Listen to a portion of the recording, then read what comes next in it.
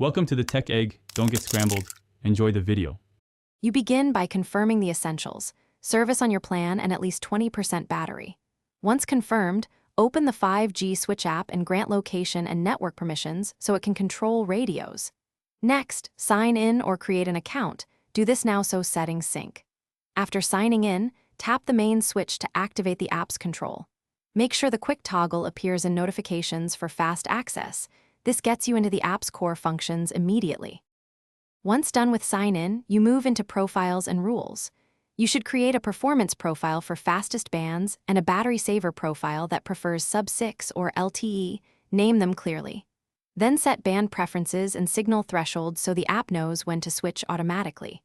Make sure to schedule active windows, for example, high performance during work hours, so switching won't interrupt sleep or data caps.